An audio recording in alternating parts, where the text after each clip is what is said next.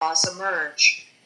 The most advanced masters may acquire the powers usually attributed to the gods of men, and there are countless ranks of being in the great hierarchy of life, whose being and power transcends even that of the highest masters among men, to a degree unthinkable by mortals.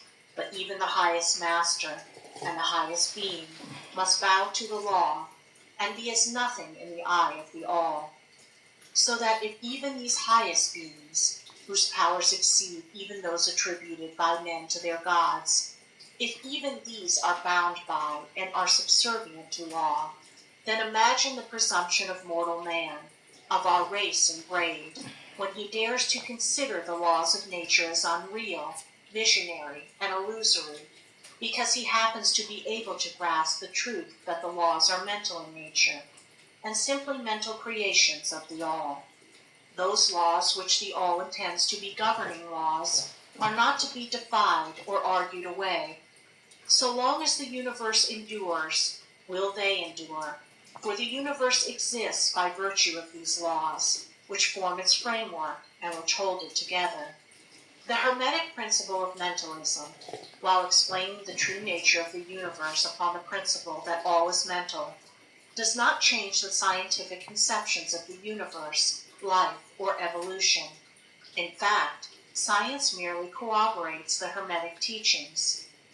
The latter merely teaches that the nature of the universe is mental, while modern science has taught that it is material, or of late, that it is energy in the last analysis.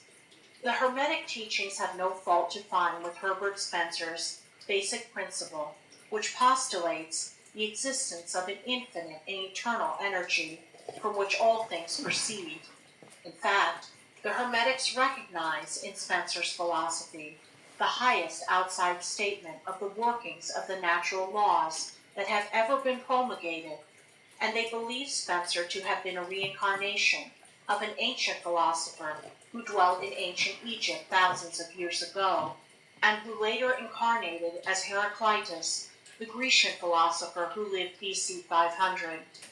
And they regard his statement of the infinite and eternal energy as directly in the line of the Hermetic teachings, always with the addition of their own doctrine that his energy is the energy of the mind of the all. With the master key of the Hermetic philosophy, the student of Spencer will be able to unlock many doors of the inner philosophical conceptions of the great English philosopher, whose work shows the results of the preparation of his previous incarnations.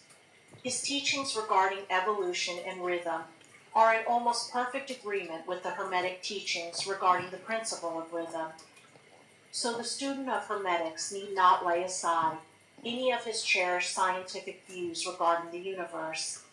All he is asked to do is grasp the underlying principle of the all is mind, and the universe is mental, held in the mind of the all. He will find that the other 6 of the 7 principles will fit into his scientific knowledge, and will serve to bring out obscure points and to throw light in dark corners. This is not to be wondered at when we realize the influence of the Hermetic thought of the early philosophers of Greece, upon whose foundations of thought the theories of modern science largely rest. The acceptance of the first Hermetic principle, mentalism, is the only great point of difference between modern science and Hermetic students, and science